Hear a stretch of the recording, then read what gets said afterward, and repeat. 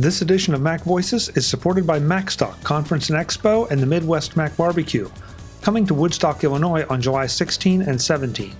Join me, along with a host of great speakers, including Mac Roundtable members Victor Kayal of the TerraTech Podcast, Adam Christensen of the MacCast, Don McAllister of Screencasts Online, and Allison Sheridan of the NosillaCast. Learn more and register at macstock2016.com. Hi, I'm Chuck Joyner. Mac Voices is in Las Vegas for NAB. Folks, this is one of the most interesting products I've seen. It's not out yet. In fact, it's in alpha, but I think it's well worth the time to look at and think about what you could do with it. This is Chris and Brett from Showy, and they're going to talk to us about their virtual sets that can be done in a browser. Gentlemen, it's great to see you. Hey, thank you so much, Chuck. Hey, Chuck. Good to see you.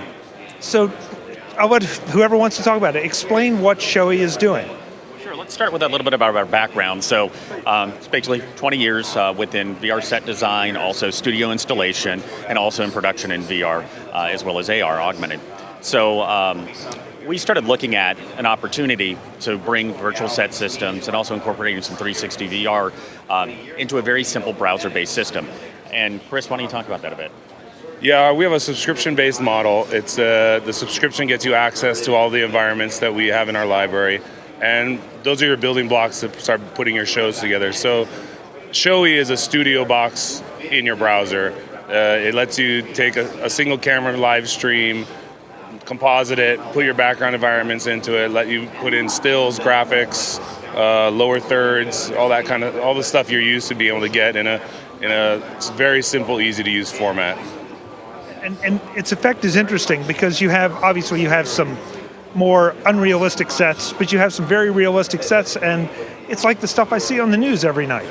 Exactly. That was taking the experience of the design side and applying it to this, so you have a higher end product. It isn't something that, you may have some more fun sets, but being able to develop a product that may be used for broadcast and may be used for news, for just insert reports, things like that, or going all the way to the YouTube user that may be doing a review, or even a CEO that is talking about his product or their company or corporate training. So taking that high-end looking product and bringing it to the masses, essentially, on a subscription model versus being able to have to spend oogles amount of money on a virtual set system that you may or may not even use that much. Now, the subscription part is interesting, but what I think is fascinating is you're doing this in a browser. You're doing this with my computer, in a browser, in my home. I don't have to dedicate anything other than a little bit of chroma key. Yeah, no pants needed. Yeah. Oh, good. Thank you for that. That's a picture I didn't need. Yeah, the concept was to say, how can we bring your user that's doing his own little projects at home and give them a little more bang for their buck in production value, and we have to do it at a price point that makes sense for our target demographic, in a way that is very simple. It's all USB based. Any USB camera, whether it's your webcam or we're doing it here with a DSLR, it could be your built-in laptop camera, and that's basically all you need. That and a login will get you started. Now we'll show the folks some of what we're talking about here. But you say any video stream in. What kind of upstream internet connection requirements do I have? We recommend a broadband DSL to get the videos uploaded, but it's not mandatory. And in reality, you can save the project locally to your machine as well, and then edit it together if you want, and upload it later at time if you need to. So there are workflows that allow you to work in almost offline capability. That was going to be kind of my next question. So could I take an existing video that I shot that I don't have to use a live camera and play it up to you? Absolutely. You'd have to play it back off a USB device. So if you recorded it in camera, you could play it back from the camera and do it that way as well. Got it. So okay. It's really about how you want to manage your workflow and that sort of stuff. So all the way to the point of the reason we're in the VR accelerator area is because we also do a 360 VR application within that it's just another environment for us. So it doesn't matter to us what you're doing there. It's a simple environment change. So you can have Times Square 3D circling in the back behind me, as opposed to a linear scroll. Exactly, and available to upload directly to Google and ready for VR viewer applications native through the YouTube player. All of the stitching is done on the browser side, so you don't have to worry about doing that or it not matching, what have you. And the sense also is that what's important is that, for example, if someone is doing a report like from a convention like this or something, you take that 360 cam, you record, you step off, and you pull up some green behind you, and you're able to, immediately insert and upload in moments. So, of course, the length of time of your video will affect, the render time and so on and so forth. But if you're looking at doing something for a Vine, you're looking at doing something just, on social media, it's very fast. The application works very quickly, and the best part is it's all online. No hardware to mess with. That's so appealing. So I can download this. You mentioned editing it in an NLE later. What format does it come back down to me in? Right now it's an MPEG-4. So like today we're doing 720p MPEG-4. You choose your flavor in your settings in your record menu, and then you're off and running. I know it's really early days for you all, but do you have any idea what the pricing would be, or how your pricing model is going to work, or is that just really in flux? Right now, what we're looking at, primarily why we're here at NAB, was gathering, feedback from our peers. Launching this alpha, showing what it's like. So part of that is we're looking at two model bases, and that model is a B2B model, because that may be being a broadcast client, a newspaper, anything that does vlogging, on a professional level. And then there'll be a consumer product line. What we know is we want to make it affordable, so if you think about like the Adobe subscription, something along those lines. But the best part about it is that it comes with the sets. So, you'll have 30 to 60 sets to choose from. You can insert your own. So it makes it very user-friendly, but also bang for the buck. And I think the important thing to note is that as a B2B model, what we're really talking about is customizations for our users. So that's something we haven't really talked about a lot, but we build all these environments for this ourselves inside of the company, and our founders come from that virtual studio background.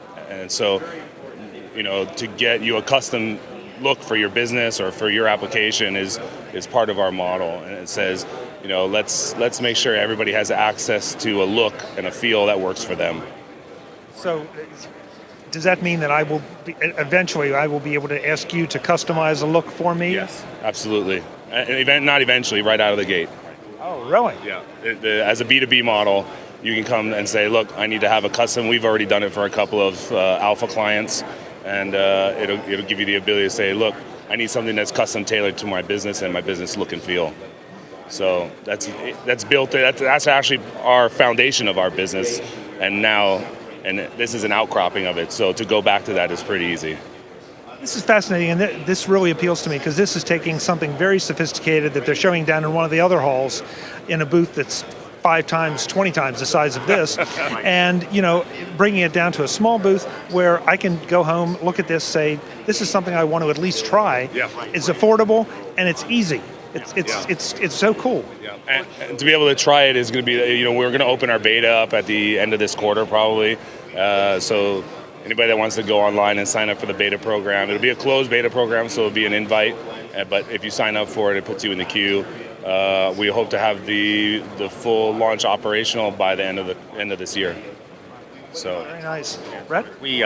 As we go into our beta, we'll be looking for feedback, trying to design more into the system, looking at what the users desire to have, what they want, what they need, and then taking that system and, of course, again, like we'll see here in a moment as we demonstrate it, is that the drag and drop features, what we can add in, all of those things that we desire to build a great product, just as if you were in the studio. And, with our experience over the years, either in studio installation or productions, it is complicated to shoot in these environments.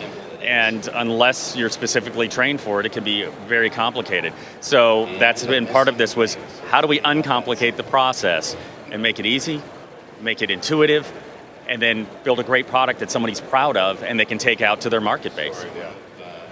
One last thing before we show some of this. I have to say, this is not a great environment to do much of anything in. And what you are accomplishing here with just all kind of crazy lighting and a pretty simple chroma key is staggering. I mean, unless I look closely, I buy it. Right, no problem. Well, I just want to make sure that we're clear. We're not trying to replace the big guys. There's always a place for them. They do what they do, and they do it very, very well. Our goal is to say, how do we bring those features to a different audience, right? And how do we bring that look to a different audience? And that's the goal in all of our tools and all of our applications. Say, look, it's got to be simple and it's got to be ready to go and work right out of the box. So that's kind of our mission, is to make this as simple as possible. So when you get into it and you start playing with it, you realize there's only really 4 places I can go to make changes, but everything I need seems to be there. So that's the differential factor. Absolutely. So let's take a look at a little bit of it, and that people can get an idea of what can be done with it. Cool. Okay. Let's jump in. So part of our platform is a subscription-based platform, and what it does is it gives you access to the environments that we have in our library. And obviously, as we grow, the environment options will grow as well. Everything from an election show, business show, talk show, to actually a blank show that you can build yourself with your own imagery. So what we do is we get one of those shows and we start using it as a building block for our slide system. And down here, you'll see down here we have all these slides that we build, and each slide is its own setup. These setups, and let's build a new slide from scratch. So I'll say new slide. Let me pick an environment. We're going to let's pick a left shoulder. So we chose this today environment. It's wood grain. These are a bunch of every environment has sub shots built in so that you can get different angles and different perspectives with the same look and feel. So we take one of these and start using it as our building block. We're going to talk. Let's see what we want to talk about today. We'll drop in something about. Let's talk about. What was this? Death Valley. We could drop it as drag and drop. You have some options to make the image fit best. We have our camera options here, so I could say full screen camera. Maybe I just want a lower corner camera. You see this a lot in web gaming applications. We also have graphic overlays that you can do. So this is a full screen with a graphic line. I can come in and edit the graphic line. What's your Mac voices?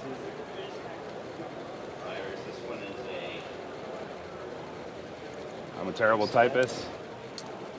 See, I got it wrong.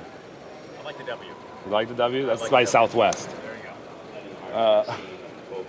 So it's just a simple lower thirds generator. We can affect the plates if we want. We can put a little background to focus on it. We can adjust the brightness, contrast. We can give it a bloom feel, overexposure. So that's now saved as one of our tiles. So if we go in our tile viewer here, you see we have all these preset tiles. It's now here at the end. I say, hey, I really want to start with that when I get started. I'm going to drag it all the way to the front. This is now my first tile. Then I'm going to I'll do 2 more tiles and a recap. I start here. You see Brett and his topic. We go to the next tile. Now we're talking about penguins. Now we have a little video feed that we loaded in that lets us look at B-roll playback if we want. These are just simple MP4s loaded in. And here's another one of the tiles set up. So the whole point of this is to get to the recording format. And what you do is you record here. We can send it directly to YouTube, Facebook, Instagram, whatever your publishing platform is. You can also save it locally, and you can also discard it and start over if you want. Yeah, we also have a PDF option that lets you take a PDF, load it in, and it'll dissect the PDF into separate tiles. Every page will be a separate tile. So you can create a hosted PDF presentation just by loading the PDF and having it explode it. So we have all these environments. One of the environments that we have are several of the environments. So we have a whole category here for 360 VR. So the 360 VR environments are set up so that you can do, we're going to go a little wider here. Rotating gyroscopes that people can stand in, HMDs. So this allows us to take existing 3D VR from the web or from your computer and load them in and do hosted 360 VR. This is a little, we got this off of YouTube. It's a Times Square piece. And the way we do that is we we make a new environment. It's called VR Places, and we load in whatever file we want as the backplate, and just composite him against it. Lets us do 360 VR. Obviously, we don't have enough green screen here, but if we had enough, he could be full-bodied in the environment. And this is an alpha version. This is the alpha version, yeah. So I'm looking forward to the beta. So we also have our own 360 environments that you can that come with the subscription base. This is one of the ones that we have in there currently. Like I said, as we get older and more mature, so will the library. So the kind of a couple other pieces I want to show here that I just remembered. There's some simple QC that you can do in the system. We've talked a little bit about the chroma keyer, and the chroma keyer, the interface for the chroma keyer is here, and this will break down all the pieces of your chroma key so you can see them, and then you can see each. This is your backplate, this is your camera direct, this is your composite. And here you'll see the little settings wheel. The settings wheel says, hey, let me sample the color of green. It doesn't have to be green, it can be any color. We take a sample of it, we make sure we click enable, and then we set our settings for threshold and smoothing. And this will only get better as well. This is something we're spending a lot of development effort on.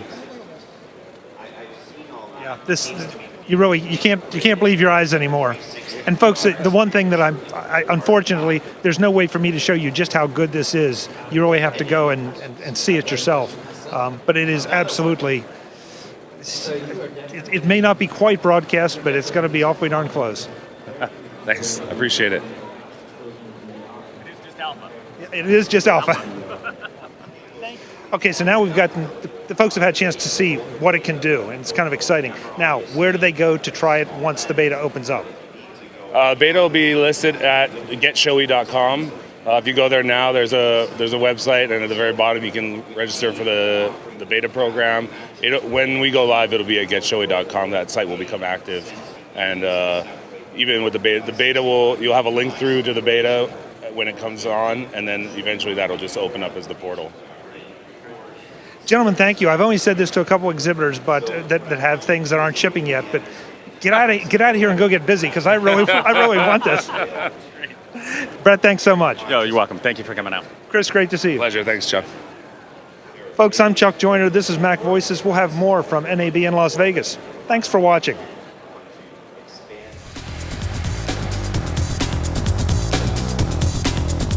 Visit MacVoices.com for links, show notes, to subscribe, to connect with Chuck on Twitter, Google+, YouTube, Facebook, LinkedIn, and the MacVoices blog.